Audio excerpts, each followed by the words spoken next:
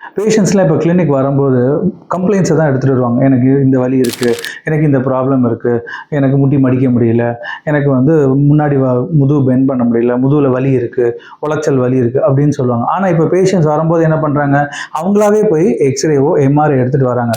இது கரெக்டானு பார்த்தீங்கன்னா ரொம்ப தப்புங்க. ஏன்னா இது ஒரு இன்வெஸ்டிகேஷன் ப்ரொசீஜர். இன்வெஸ்டிகேஷன் எப்போ வரும், பேஷண்ட்ஸ் கம்ப்ளைண்ட் சொன்னதுக்கப்புறம் நம்மளுக்கு என்ன இன்வெஸ்டிகேஷன் தேவை, நம்மளுக்கு எக்ஸ்ரே தேவையா, எம்ஆர்ஐ தேவையா, பிளட் டெஸ்ட் தேவையா அப்படின்ற லெவல் ஆஃப் இன்வெஸ்டிகேஷன்ஸை டாக்டர் தான் டிசைட் பண்ணுவாங்க. அதாவது உங்கள் ஃபிசியோதெரபிஸ்ட் டிசைட் பண்ணுவாங்க. அதை விட்டுட்டு நீங்கள் வரும்போதே நீங்கள் எம்ஆர்ஐ எடுத்துகிட்டு, ஃபார் எக்ஸாம்பிள் சொல்கிறேங்க, எனக்கு கால் குடைச்சல் வலி இருக்குது, முட்டிலாம் வலி இருக்குதுன்னு சொல்லி நீங்கள் முட்டியோட எம்ஆர்ஐ எடுத்துகிட்டு வந்தீங்க.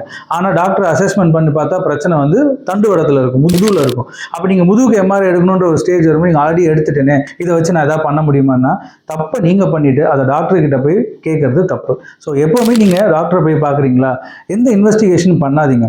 ஆல்ரெடி வேற ஒரு டாக்டர் எடுத்திருக்காங்க, அந்த இன்வெஸ்டிகேஷன் இருக்குன்னா அது செகண்ட் ஒப்பீனியன், அதை நீங்கள் இன்னொரு டாக்டர்கிட்ட போய் காட்ட போகிறது. ஆனால் நீங்களா வாக்கினா போயிட்டு செல்ஃபாக போய் ஒரு இன்வெஸ்டிகேஷனோ ஒரு பிளட் டெஸ்ட்டோ ஒரு எக்ஸ்ரேவோ எடுக்காதீங்க. அது ரொம்ப ரொம்ப தப்பு. அது உங்கள் செலவுகளையும் ஜாஸ்தி தான் பண்ணும். ஏன்னா டாக்டர் போய் பார்த்துட்டு இது தேவையே இல்லை, எதுக்கு மாட்டுதான் நீ இன்னொரு டெஸ்ட் எடுக்குன்னு சொல்லும்போது உங்களுக்கு டபுள் செலவு அது. ஸோ முடிஞ்ச வரைக்கும் அதை அவாய்ட் பண்ணுங்க. ஒரு கிளினிக் போறீங்களா, கம்ப்ளைண்ட்ஸை தூக்கிட்டு போங்க, அவங்க பார்த்துட்டு என்ன இன்வெஸ்டிகேஷன் வேணும்னு டிசைட் பண்ணுவாங்க, அதை நீங்கள் ஃபாலோ பண்ணுங்க. தேங்க்யூ.